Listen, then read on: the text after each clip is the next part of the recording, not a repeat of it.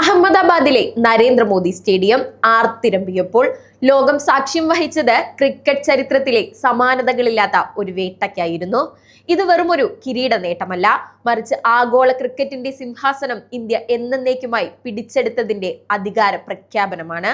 എതിരാളികളുടെ തന്ത്രങ്ങളെ ചവിട്ടിമെതിച്ച് ന്യൂസിലാൻഡിനെ 96 റൺസിന് നിലം പരിശാക്കി ഇന്ത്യ കിരീടം നിലനിർത്തുമ്പോൾ T20 ലോകകപ്പ് ചരിത്രത്തിൽ ആദ്യമായി കിരീടം നിലനിർത്തുന്ന ആദ്യ ടീമെന്ന നേട്ടം ഇന്ത്യ കൈപ്പിടിയിലാക്കി. ടോസ് നഷ്ടപ്പെട്ട് ബാറ്റിംഗിനിറങ്ങിയ ഇന്ത്യ നിശ്ചിത 20 ഓവറിൽ 255 എന്ന കൂറ്റൻ സ്കോറാണ് പടുത്തുയർത്തിയത്. പവർ പ്ലേയിൽ 21 പന്തിൽ നിന്ന് 52 റൺസ് അടിച്ചുകൂട്ടി അഭിഷേക് ശർമ്മ തുടക്കത്തിലെ കിവി ബൗളർമാരെ നിലം പരിശാക്കി.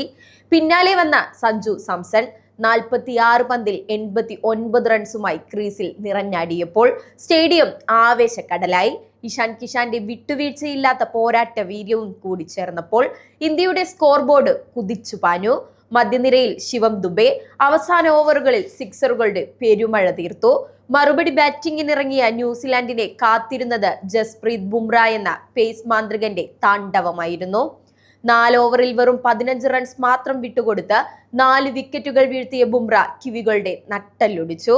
അതുമല്ലെങ്കിൽ ബുംറയുടെ താണ്ഡവത്തിന് മുന്നിൽ ന്യൂസിലാൻഡിന്റെ നട്ടെല്ലൊടിഞ്ഞു എന്ന് പറയാം. അക്സർ പട്ടേലിന്റെ സ്പിൻ ചക്രവ്യൂഹത്തിൽ കൂടി കുടുങ്ങിയതോടെ 19 ഓവറിൽ 159 റൺസിന് ന്യൂസിലാൻഡ് പോരാട്ടം അവസാനിച്ചു.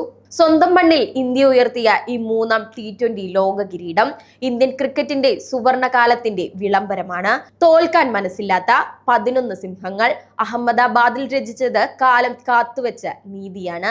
നായകന്റെ കൃത്യമായ തന്ത്രങ്ങളും പോരാളികളുടെ വീര്യവും ഒത്തുചേർന്നപ്പോൾ ലോകം വീണ്ടും ആ സത്യം തിരിച്ചറിഞ്ഞു.